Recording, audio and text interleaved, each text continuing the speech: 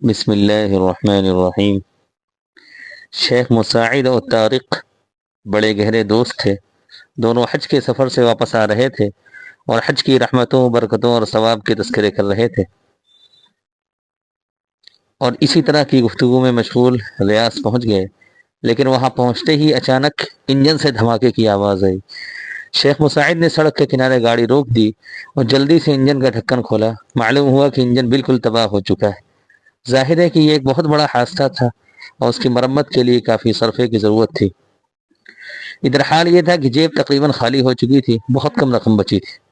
شیخ مساعد کہتے ہیں کہ ہم حیران و پریشان ہو گئے کہ اب کیا کریں، اور تھک ہار کر گاڑی کے پاس راستے کے کنارے چپ چاپ بیٹھ گئے کہ نہ تو رکنے کے لیے کوئی جگہ تھی، نہ جانے کے لیے کوئی راستہ۔ اچانک میرے ساتھی طارق نے کہا، کیا ہم سفر میں نہیں؟ میں نے کہا بالکل۔ کہا، کیا ہم محتاج اور ضرورت مند نہیں؟ میں نے کہا ضرور۔ کہا، کیا ہم مصیبت زدہ نہیں؟ اس طرح کے سوالوں سے میں جھلا گیا اور کہا کہ تم کہنا کیا چاہ رہے ہو؟ اس نے کہا، مسافر پریشان حال اور مصیبت زدہ کی دعا قبول ہوتی ہے، پھر ہمیں انتظار کس بات کا؟ اور صلاۃ الحاجت پڑھ کر دعا کریں اور اپنے رب سے رو کر اور گڑ گڑا کر اس مصیبت کو دور کرنے کی التجا کریں۔ مجھے اس کی ایمانی حرارت سے بڑی خوشی ہوئی اور ہم اس ذات کی طرف متوجہ ہو گئے جس کے ہاتھ میں زمین و آسمان کی کنجیاں ہیں، اور ہماری زبانیں دعا اور حمد و ثنا میں مشغول ہو گئی۔ ہم میں سے ہر ایک اپنے رب سے سرگوشی کرنے لگا اور امید و یقین سے بھرے ہوئے الفاظ کے ساتھ اسے پکارنے لگے۔ جواب ملنے میں کوئی تاخیر نہیں ہوئی۔ تھوڑی ہی دیر کے بعد ہماری گاڑی کے پاس ایک شاندار گاڑی رکی۔ اس کا مالک نیچے اترا، جس کے لباس و پوشاک سے اور رکھ رکھاؤ سے میں معلوم ہو رہا تھا کہ بہت مالدار ہے۔ اس نے ہمیں سلام کیا۔ حال چال دریافت کرنے کے بعد شدید گرمی اور دوپہر کے وقت راستے کے کنارے بیٹھنے کی وجہ پوچھی۔ ہم نے صورتحال بتلائی۔ اس نے کہا، گھبرانے کی ضرورت نہیں ہے۔ ریاض کے گورنر نے جمعہ کی نماز کی ادائیگی کے بعد مسجد سے نکلتے ہوئے آپ کو راستے میں ایک طرف بیٹھا ہوا دیکھ لیا۔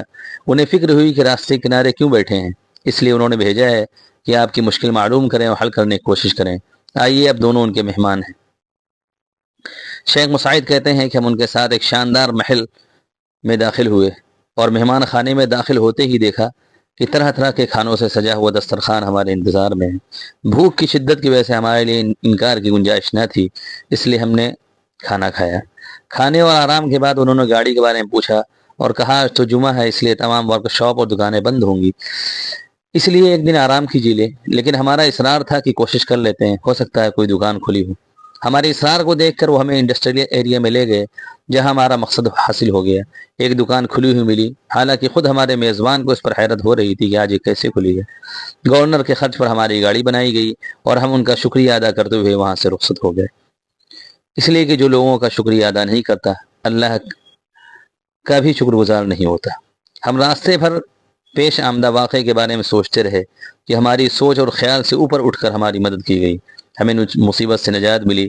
اللہ تعالیٰ اپنے بندوں میں سے ایک بندے کو ہماری حاجت کے لیے معمور کر دیا۔ کون ہے وہ ذات جس نے گورنر کے دل میں بات ڈالی کہ وہ ہماری طرف متوجہ ہو اور ہمارے بارے میں معلوم کر کے ہماری مدد کرے؟ بلا شبہ یہ اللہ کی رحمت ہے جس نے ہمارے لیے تمام اسباب مہیا کیے، ورنہ تو ظاہری اعتبار سے ہم سفر کے لائق نہ تھے۔ یہ اللہ کی نوازش اور کرم کی بارش ہے جو اس کے بندوں پر برستی رہتی ہے، وہ جہاں کہیں بھی ہوں۔ یہ پروردگار کی نعمت ہے جس نے انسانیت نواز گورنر کو ہماری طرف متوجہ کیا۔ پاک ہے وہ ذات جو اپنے بندوں پر بہت مہربان اور اپنی مخلوق پر نہایت رحم کرنے والی ہے، جس کا وعدہ ہے، وقال ربکم ادعونی استجب لکم، اور تمہارے رب نے فرمایا کہ مجھے پکارو، میں تمہاری پکار کا جواب دوں گا۔ السلام علیکم ورحمۃ اللہ وبرکاتہ۔